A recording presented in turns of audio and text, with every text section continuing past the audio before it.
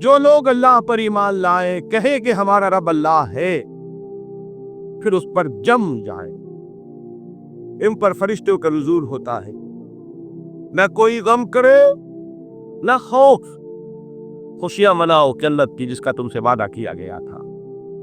اللہ کی ربوبیت پر اطمینان جب انسان کو ہو جاتا ہے، میرا رب اللہ ہے، ربی اللہ، انسان کے لیے نہ کوئی کھٹکا، نہ کوئی خطرہ، نہ کوئی خوف، نہ کوئی ہجوم۔ جو کچھ ہو رہا ہے، کس کے اذن سے ہو رہا ہے؟ اللہ کے اذن سے۔ اللہ کے اذن کے بغیر پتا تک نہیں ہلتا۔ یہ کوئی اندھا بہرا مادہ نہیں ہے جس سے مجھے کوئی خوف ہو۔ اندھا بھینسا چلا رہا ہو، اس سے تو ڈرنے کا ہر انسان کو ڈرنا چاہیے، نہ معلوم کس کو ٹکر مار دے، لیکن نہیں، اس کائنات کو چلانے والا ایک سمیع و بصیر خدا ہے، وہ جو میرا دوست ہے، میرا ولی ہے۔ اللہ ولی الذین آمنوا یخرجہم من الظلمات الی النور۔ اللہ اہل ایمان کا ولی ہے، ساتھی ہے، پشت پناہ ہے، مددگار ہے، حمایتی ہے۔ بتائیے جسے یقین ہو جائے کہ اللہ میرا مددگار، اللہ میرا محافظ، اللہ میرا پشت پناہ، اللہ میرا حمایتی، اس کے لیے کوئی خوف ہوگا؟ اس سے کوئی ڈر ہوگا؟ میں مثال دیا کرتا ہوں ایک بہت سادہ، پنجاب کے دیہات کی۔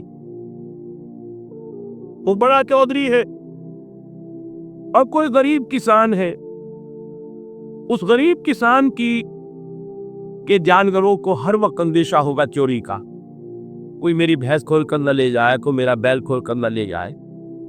لیکن جس کے بارے میں یہ سب کو معلوم ہو کہ وہ جو بڑا چودھری ہے وہ اس کا دوست ہے، اس کی بچیا کو کوئی خوف ہوگا؟ اس کی بھینس پر کوئی ہاتھ ڈالے گا؟ اسے کوئی اندیشہ ہوگا؟ نہیں۔ کیوں؟ کہ وہ بڑا چودھری، بڑا کا یہاں کا سردار، جاگیردار، سب کو معلوم ہے وہ میرا دوست ہے، کوئی میرے خلاف اقدام نہیں کر سکتا۔ اس دنیا میں یہ چھوٹی سی بات اگر آپ کے دلی اطمینان اور سکون کا باعث بن سکتی تو ذرا تصور کیجئے۔ میں لفظ تصور استعمال کروں نہ سر، اس لیے کہ اس کا ہم جس کو کہتے ہیں ادراک اور شعور کر نہیں سکتے، اگر کے ساتھ کر سکتے۔ اگر یقین ہو کہ اللہ میرا مددگار اور یقین ہو کہ اللہ ہر آن میرے ساتھ ہے، پھر کوئی خوف؟ کس کا خوف؟ کوئی شے اللہ سے مالا تر ہے؟ کوئی قوت اس سے زیادہ طاقتور ہے؟ کوئی اس کے ارادے کو بدلنے والا ہے؟ کوئی اس کی مشیت کے آڑے آنے والا ہے؟ یہی بات ہے جو حضور نے فرمائی، یہ ایمان کا حاصل ہے لب لباب، کہ دیکھو اچھی طرح اس بات کو ذہن نشین کر لو، اگر تمام انسان مل کر تمہیں کوئی نقصان پہنچانا چاہے نہیں پہنچا سکتے، مگر جو کچھ اللہ نے لکھ دیا ہو، اور تمام انسان مل کر تمہیں کوئی نفع پہنچانا چاہے نہیں پہنچا سکتے، مگر وہ شے جو اللہ نے طے کری ہے۔ آپ پھر میں کہوں گا ذرا تاریخ کیجئے، اسے فرض کیجئے، اسے سوچئے، اگر اس حدیث پر ہمارا بھی ٹھکا ہوا ہو تو کسی سے ڈر ہوگا؟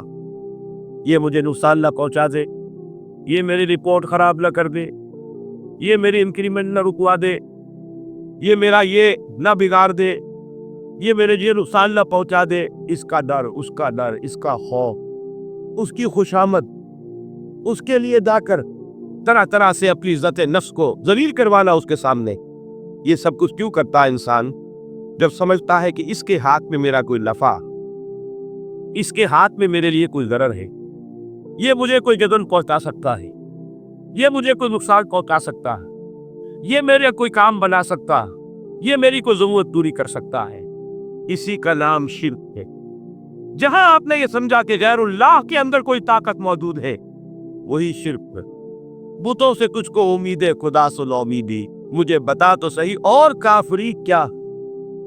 شرک تو یہ جس پر بھی تمہیں یہ خیال ہے، کلمہ ہے یہ کلمہ سوم، لا حول ولا قوت الا باللہ، ذرا اس پر دل کو کبھی اگر آپ تصور کریں، پھر فرض کریں، دل ٹھک جائے، اس پر کوئی طاقت نہیں۔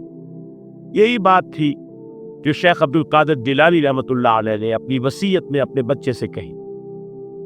11ویں دینے والے ہیں، لیکن حضرت شیخ عبد القادر جیلانی کی وصیت اور تعلیمات کو کتنے لوگ نہیں جانتے ہو. یہ جن مقامات تک پہنچے ہیں وہ کس چیز کی بدولت پہنچے؟ انہوں نے جو پیغام دیا وہ کیا تھا؟ اے میرے بچے، جس طریقے سے قرآن مجید میں حضرت لقمان کی نصیحتیں جو ہے نقل کر دی گئی ہوں، میں یہ کروں گا بالفرض اگر قرآن حضرت عبد القادر جیلانی کے بعد نازل ہوا ہوتا تو شیخ عبد القادر کی یہ نصیحتیں بھی قرآن میں کر دیتی. اتنی اونچی نصیحتوں. اے میرے بچے، اس حقیقت کو دل نشین کر لے، لا فاعل فی الحقیقت ولا مؤثر الا اللہ. اس کائنات میں نہ کوئی فاعل حقیقی ہے نہ مؤثر حقیقی ہے سوائے اللہ. کسی شے میں کوئی تاثیر نہیں اگر اللہ نہ چاہے. آگ جلا نہیں سکتی اگر اللہ نہ چاہے. پانی دبو نہیں سکتا اگر اللہ نہ چاہے. زہر ہلاک نہیں کر سکتا اگر اللہ نہ چاہے. کوئی کس فائدہ نہیں پہنچا سکتی اگر اللہ نہ چاہے. تو در در پہ کیوں سر جھکاتے ہو؟ در در پر کیوں جبیں سائی کرتے ہو؟ سب کے سامنے کیوں ہاتھ پھیلاتے ہو؟ ایک اللہ سے مانگو. ایک اللہ کے سامنے زمین پر اپنی جبین رکھو. لا فاعل فی الحقیقت ولا مؤثر الا اللہ. نظر آتا ہے ہمیں کہ پانی پیاس بجھا دیتا ہے.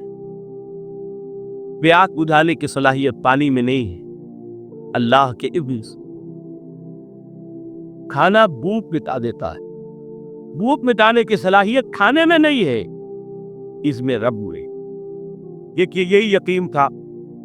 حضرت موسیٰ علیہ السلام کا واقعہ یاد کیجیے. سامنے سمندر آ گیا، قوم دیکھتی ہے پیچھے کہ گرد و غبار کا طوفان. معلوم ہوا کہ فرعون اپنے لشکر سمیت آ گیا. لشکر جب چلتا تھا تیز رفتاری کے ساتھ تو گرد و غبار کا طوفان اٹھتا تھا، اس کا تصور کیجیے. اور لمحہ بلمحہ وہ قریب آ رہا. پوری قوم نے کیا کہا؟ اے موسیٰ انا لمدرکون، اے موسیٰ ہم پر پکڑے گئے. قرآن مجید نے تو یہاں وہ باتیں نہیں لکھی ہے، لیکن تورات میں یہ درج ہے کہ بنی اسرائیل جھگڑنے لگے، دست و گریبان ہو گئے موسیٰ کے ساتھ. موسیٰ ہمیں یہاں پر وایا لاتے، اس سے تو ہم ہی بے ٹک کو.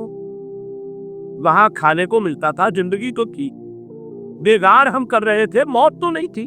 اب جو کچھ ہوگا اس کا تصور کرو. جس طریقے سے ہمارے ٹکڑے اڑائے گئے تھے تو لڑ رہے ہیں حضرت لوط علیہ السلام سے. یہ تورات کی تفصیل ہے. قرآن میں صرف اتنا آیا ہے، پریشان ہو کر انہوں نے کہا انا لمدرکون، موسیٰ کو پکڑے گئے. اس وقت موسیٰ کا جواب کیا ہے؟ کلا ان معی ربی سیہدین. نہیں، میرے ساتھ میرا رب ہے، وہ راستہ دے گا. بتائیے کہاں راستہ نظر آ رہا؟ یہ ہے ایمان بالغیب. راستہ نظر نہ آئے تب اللہ پر یقین ایمان ہے. جیب میں پیسے ہو تب دل کو اطمینان ہے. تو ایمان کس پر ہوا؟ پیسے پر، اللہ کو نہیں. جب وسائل و ذرائع نہ ہو اور پھر یقین ہو کہ اللہ مسبب الاسباب ہے، وہ اسباب کا پابند نہیں ہے، وہ اسباب کا محتاج نہیں ہے، اسباب اس کے محتاج ہے. اگر یہ یقین ہے تو اللہ پر ایمان ہے. یہ نہیں ہے تو تمہارا ایمان اسباب پر ہے، وسائل پر ہے، ذرائع پر ہے، مادیات پر ہے، اللہ پر نہیں. اس وقت کیا راستہ تھا؟ وہ راستہ تھا سمندر ہے اور ادھر سے لشکر آ گیا. کلا ان معی ربی سیہدین. اب دیکھیے ایمان کہہ دینا آسان ہے، ہوا معکم اینما کنتم، جہاں کہیں بھی تم ہوتے ہو اللہ تمہارے ساتھ ہوتا ہے. پھر اس کا یقین قائم ہو جائے تو زمین و آسمان پر باقی ہو جائے. یہی بات ہوئی حضور کے ساتھ. غار ہے، چھپے ہوئے ہیں محمد رسول اللہ اور آپ کے وہ یار غار ابو بکر صدیق رضی اللہ تعالی عنہ.